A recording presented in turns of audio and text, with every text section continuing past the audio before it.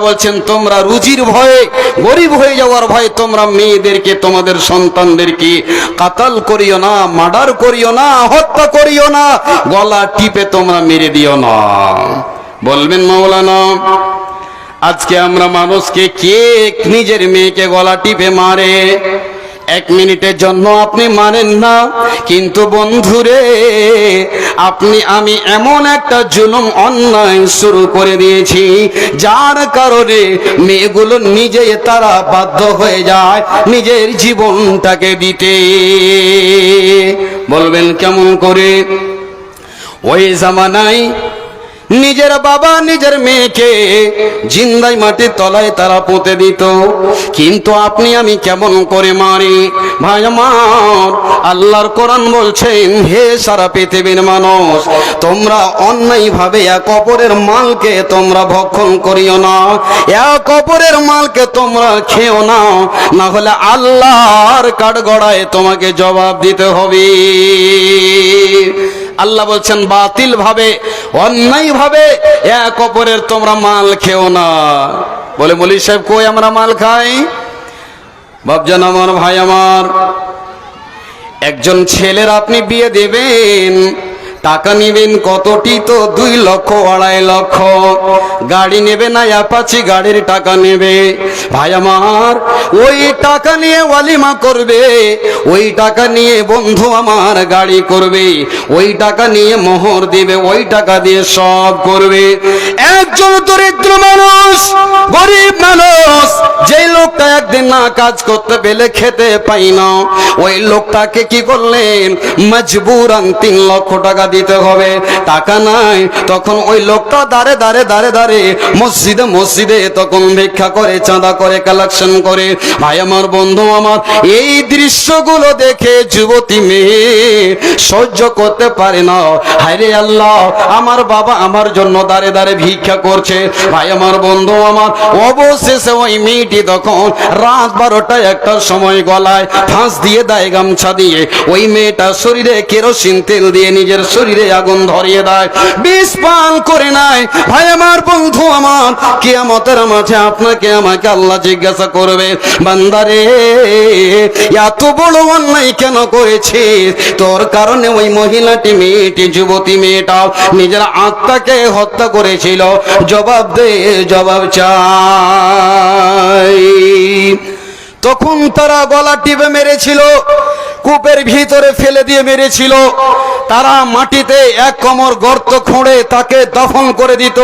কিন্তু বর্তমান সমাজের মানুষ, আজ আমি আপনি মেয়ের বাবার কাছ থেকে টাকা নিয়ে আজকে তারা বাধ্য হচ্ছে নিজের আত্মাকে হত্যা করতে।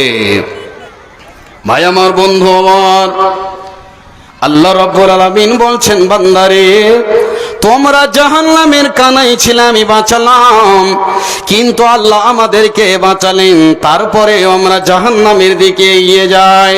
প্রতিটা মানুষ সুদের সাথে লেনদেন জাহান্নামের দিকে যাচ্ছেন। প্রতিটা মানুষ শতকরা 70% 80% মানুষ এই বিয়েতে তারা ডিমেল লাই পণ লয়, জাহান্নামের দিকে আপনি এগিয়ে যাচ্ছেন। শতকরা বন্ধু আমার 30% মুসলমান জুয়া খেলে সুদের সাথে লেনদেন করে রয়েছে। তবে আল্লাহ আমাকে আপনাকে জাহান্নামের আগুন থেকে বাঁচালেন, তারপরেও আমি আপনি ওই কোরআন পাওয়ার পর, এতগুলি মাদ্রাসা মসজিদ বক্তব্য খুতবা শোনার পর আমি নিজেই জাহান্নামের দিকে এগিয়ে যাচ্ছি। ভাই আমার, বন্ধু আমার, সেদিন আপনার আমার পস্তিয়ে কোনো লাভ হবে না। ভাই আমার, মহিলাদেরকে আল্লাহ কি সম্মান দিলেন! এই অবস্থা ছিল নারীদের, তাদের কোনো ইজ্জত ছিল না, কোনো সম্মান ছিল না, তাদের সাথে এরকম ব্যবহার করা হতো। আল্লাহ রাব্বুল আলামিন বলছেন বিসমিল্লাহির রহমানির রহিম ওয়া ইযা বুশিরা আহাদুহুম বিল উনসা যাল্লা ওয়াজহুহু মুসওয়াদ্দান ওয়া হুয়া কাযীম। আল্লাহ তাবারাক ওয়া তাআলা বলেন, আল্লাহ বলেন সারা পৃথিবীর মানুষ রে, ওই জামানা জাহিলিয়াতে যদি কোনো একজন মানুষকে একটা কন্যা সন্তান বেটির সুসংবাদ দেওয়া হতো, ওই লোকটা তখন চেহারাটা যেন কালো হয়ে যেত। ওই লোকটা তখন সমাজের কাছে বের হতো না, সে বাড়িতে যেন বসে থাকতো, নিজেকে শর্মিন্দা মনে করতো। ও লোক তুমি কেন বের হও না? তখন সে বলতো আমার বাড়িতে একটা মেয়ে জন্মগ্রহণ করেছে। ভাই আমার, বন্ধু আমার, সেই মহিলাকে আল্লাহ রব্বুল আলামিন এত সম্মানের পাত্রী বানালেন, সম্মান দিলেন, ইজ্জত দান করলেন কাকে? তো এই মহিলা জাতকে সম্মানিত দিনী ভাই, পৃথিবীতে মহিলা কত দামি জিনিস। আর যদি একজন মানুষ মনে করে নেন আপনার কাছে টাকার অভাব নাই, বাড়ি বানিয়েছেন, গাড়ি বানিয়েছেন, সব জিনিস বানিয়েছেন, আপনার বাড়িতে কিছুরই অভাব নাই, কিন্তু আপনার যদি জীবন সঙ্গিনী, আপনার যদি স্ত্রী সাহেবা যদি না থাকে, তো বাপজান আমার, ভাই আমার, বন্ধু আমার, পৃথিবীতে মনে হবে যে কিছু নাই, কিছু নাই। কথাটা ঠিক কিনা? যারা নতুন যুবক বিয়ে করে, যেদিন তার শ্বশুর আনতে আসে তার স্ত্রীকে, তখন তাকে ভালো লাগে না, মনে মনে গালি দেয়, কি জন্য আসলো? তার মানে বন্ধুরে, ওই বাড়িটা সব কিছু দিয়ে সাজিয়ে সুসজ্জিত করা আছে, অথচ তাকে ভালো লাগে না। তার মানে বাড়ি ঘরের যেটা আলো সেটা হলো বিবি সাহেবা। এই জন্য আমার আল্লাহ বলছেন পৃথিবীর মানুষ রে, তোমরা মহিলাদেরকে অবহেলা করবে না। আমার আল্লাহ বলছেন ওয়ামিন আয়াতিহি আন খালাকালাকুম মিন আনফুসিকুম আজওয়াজাল লিতাসকুনু ইলাইহা ওয়া জাআলা বাইনাকুম মাওয়াদ্দাতাও ওয়া রাহমা। আল্লাহ বলছেন আমার নিদর্শনের ভিতরে, আমার নিশানির ভিতরে একটা নিশানি হলো আমি আল্লাহ তোমাদের জন্য শান্তির জন্য আমি আল্লাহ বিবি বানালাম, স্ত্রী বানালাম। পৃথিবীতে আল্লাহ কত দামি জিনিস বানিয়েছেন।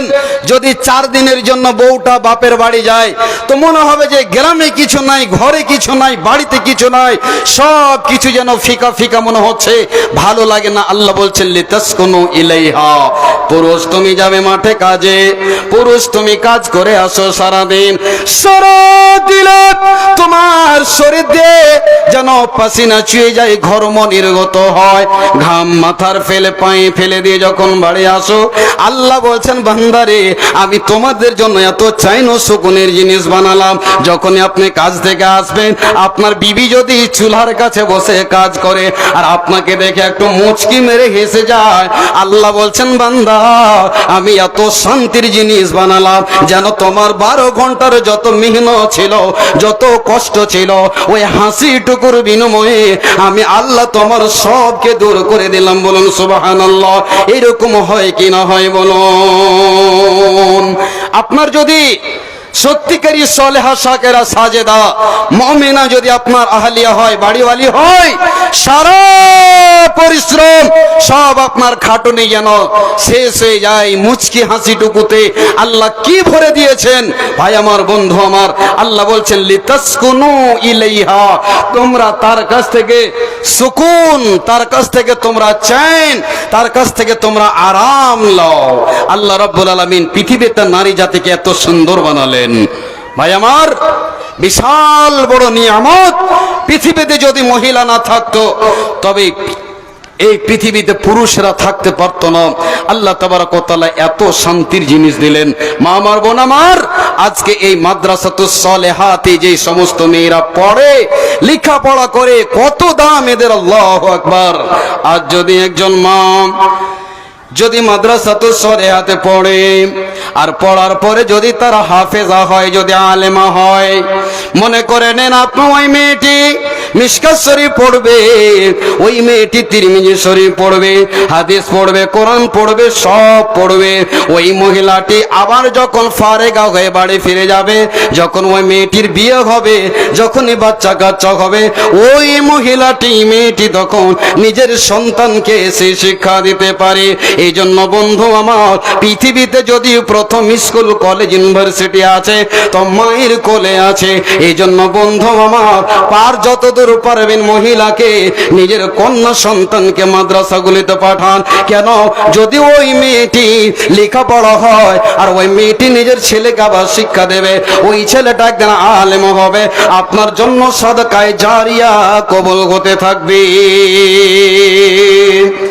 মা আমার, আপনাদের কি মর্যাদা, কি সম্মান, যেই আপনি মহিলা, আপনারই জাত মহিলা ছিলেন মা মারিয়াম আলাইহিস সালাম, যাকে মহান আল্লাহ পাক রব্বুল আলামিন পৃথিবীতে আল্লাহ তাকে জান্নাতের ফল খাইয়েছিলেন।